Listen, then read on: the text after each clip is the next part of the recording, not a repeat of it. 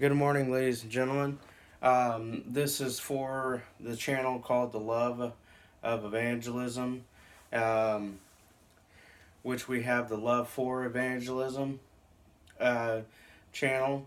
And this morning, I think that this is really important to talk about. It took me a little bit to get going this morning. Sometimes there's mornings like that.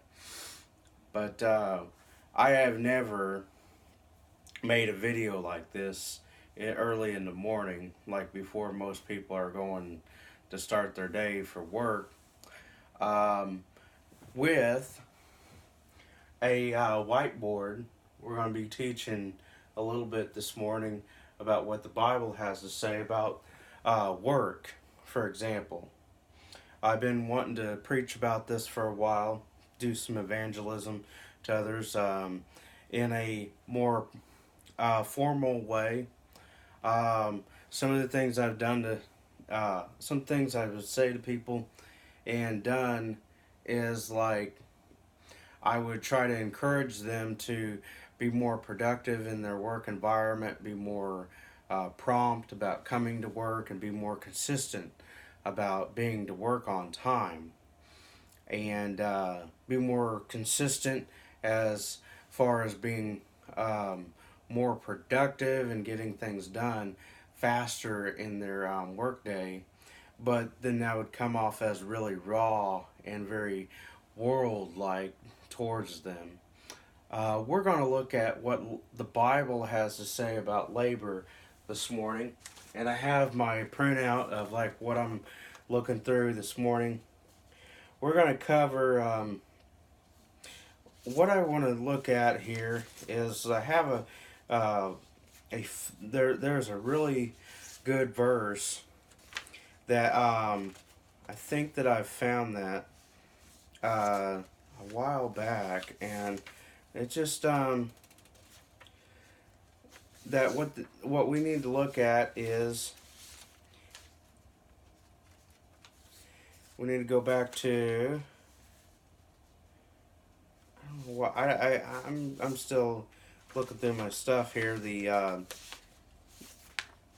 We need to go to Proverbs, uh, because in this teaching this morning, like we're gonna go to Proverbs 12:24. So this morning, um, I'm gonna write this down, so you guys. I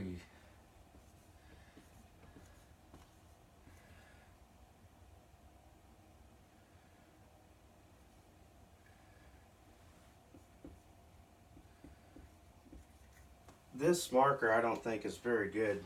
Um, Expo is what we need. Bear with me, guys. Turn to your Bibles to Proverbs 12:24. We're going to start there. Most preachers will start out in the New Testament, and this eraser here is magnetic, so that's a wonderful thing about that. I don't have to fiddle faddle with that.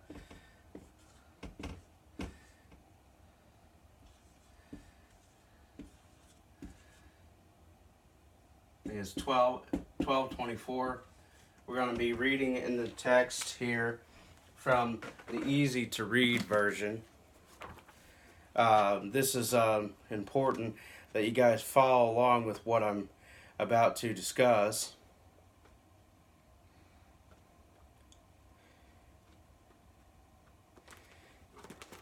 This Bible here is really compact, and so the wording in it is slightly small, so I may read over something this morning. We're going to go to the 24th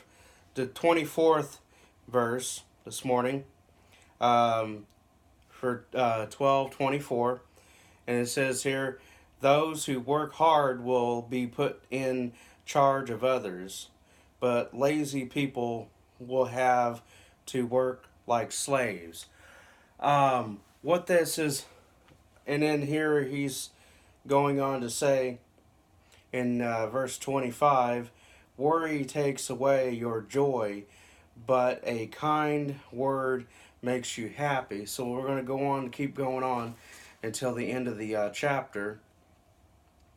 Good people are cheerful about choosing their friends, but evil people always choose the wrong ones. Lazy people don't get what they want, but riches come to those who work hard. Along the path of goodness, there is life. That is the way to live forever. Let's back it up here. Take a look at this. I love this Bible here because easy to read version. This goes out to say this morning about people, saying the NIV, they want to talk about the King James Version, they want to talk about the New King James Version.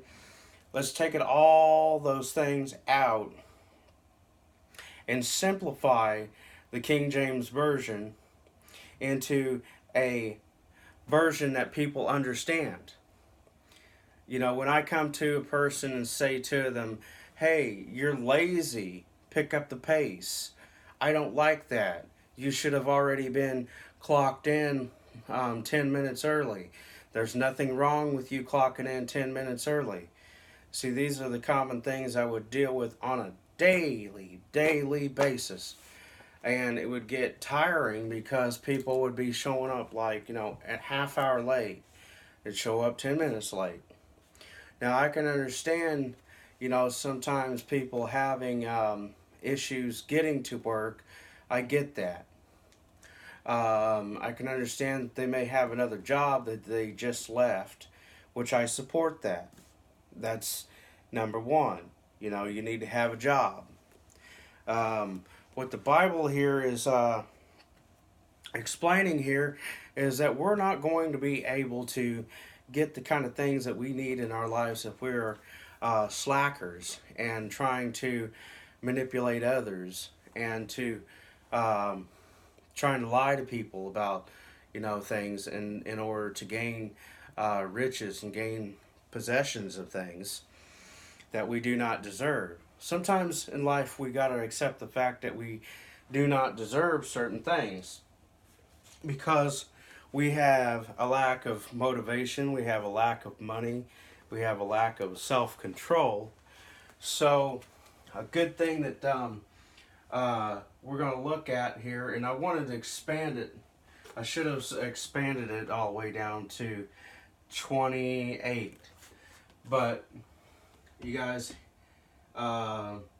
through 28. So these are your notes here. So what Dr. Phil said, I'm going to put Dr. Phil up here for notes. That's not it. Dr. Phil. And you can look this up on YouTube, guys. Dr. Phil says here, you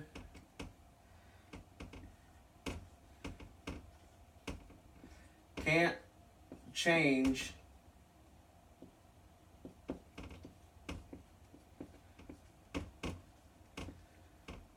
what you don't. This is really bad. This board here. It's not really that stable. Now, if I put it behind something that's more stable, I guess. You can't change what you don't acknowledge.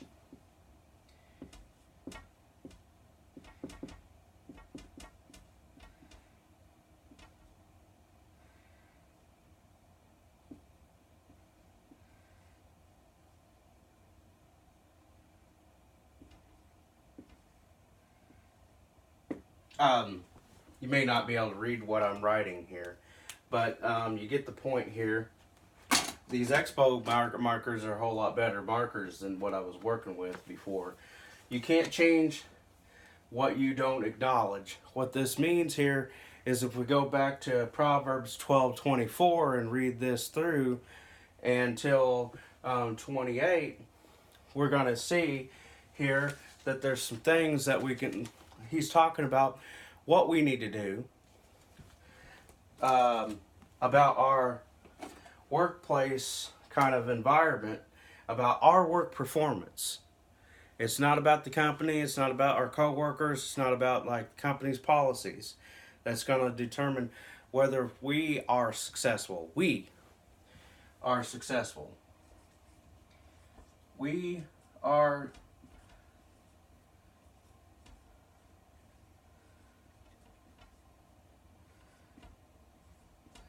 so we're going to put that on there. We're going to put a big exclamation mark. We want to be successful. It's not talking about the company. It's talking about our personal issues with dealing with our inadequacies, our differences in our abilities that we have to overcome in order to have victory. So first off, we need to pray about this. Prayer is the answer. The answer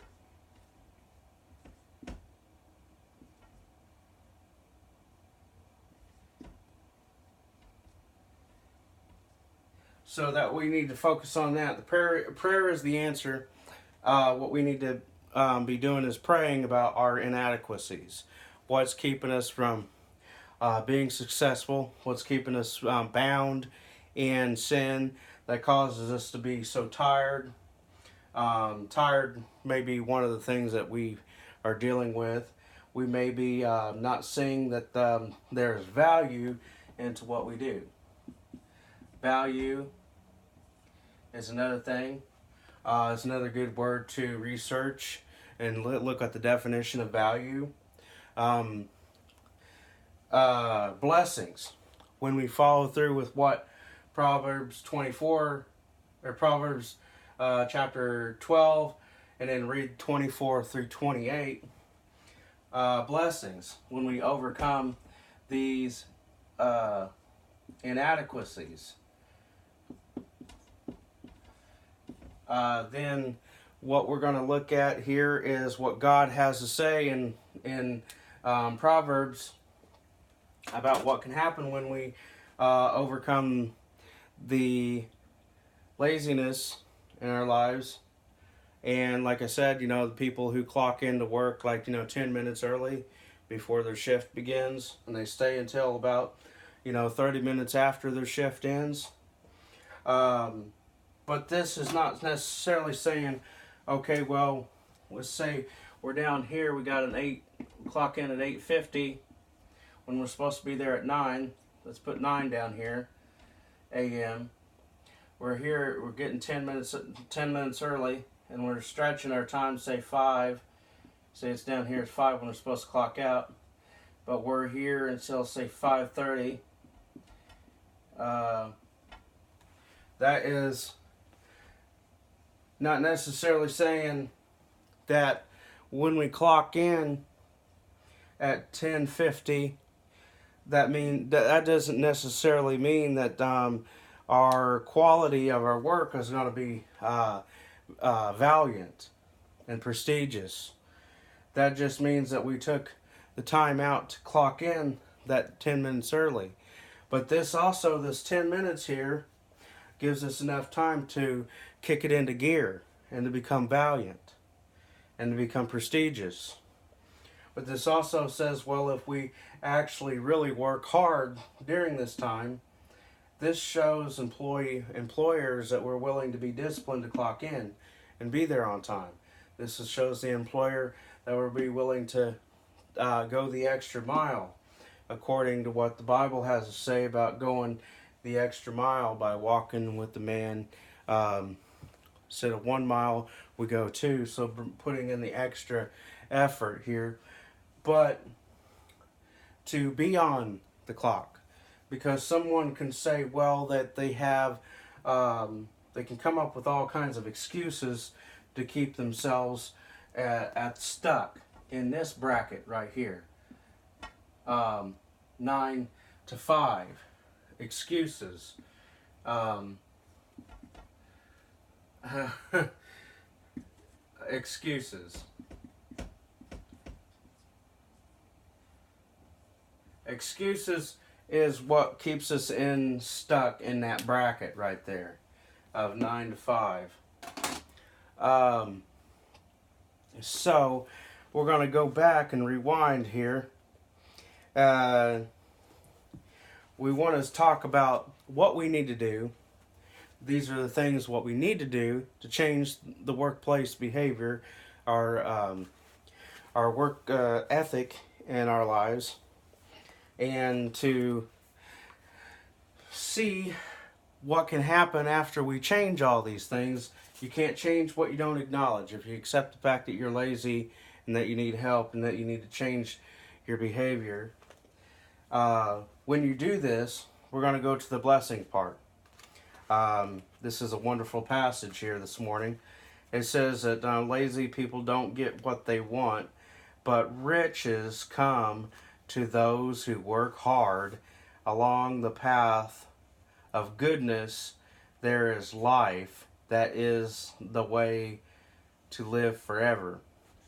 And then it backs up here to 26.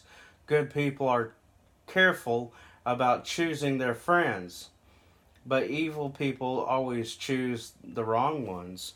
So we need to have a network here. We need to decide whether we want to hang out with the people who are living in poverty, or we want to start hanging out with the people who are living a rich life. What I'm talking about is people who are encouraging one another. They are disciplined. They are taking care of business on a daily basis. They are saving their money. They are making a lot of money, and they're saving their money. And they're not spending foolish amounts of time on people who are not going to help themselves, who are not going to be successful. We need to write that down again. We are successful. We need to really put not only a big exclamation mark before that and after that, because I want you to understand this is what we want to be. We want to be successful. So prayer is the answer to our problems. This is our petition before God to say, hey, we need help here. This is what we can expect, as we can ask for help, because prayer is what we need for help. We need to ask for help. This is what we got to do. This is our first step in getting deliverance from laziness.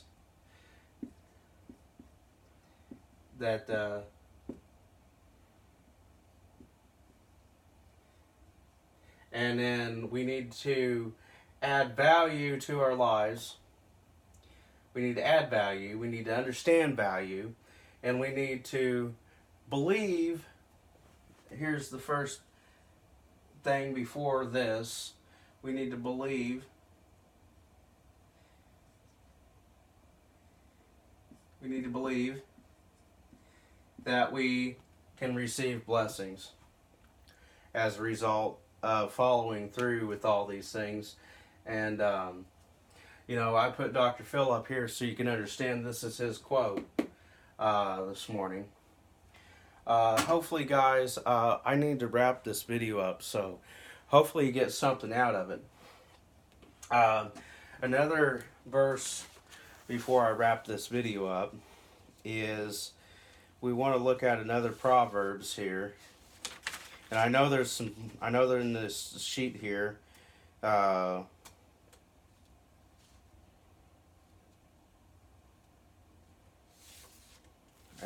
know there's another Proverbs in here. I know there is. Because we just explored one proverb.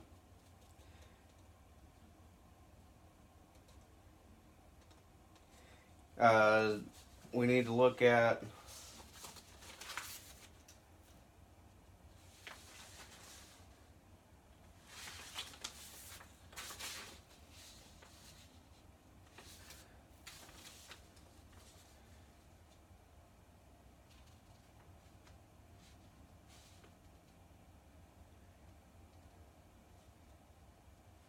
This is this proverb here is Proverbs 12:11. I'm gonna write this down. Find a place to write this down. And 12:11.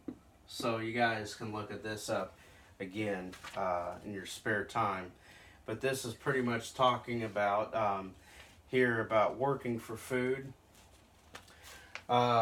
This is related to what the Bible has to say about a man who doesn't work shall not eat. There's many different controversies about this. There's a liberal view on a man who doesn't work shall not eat.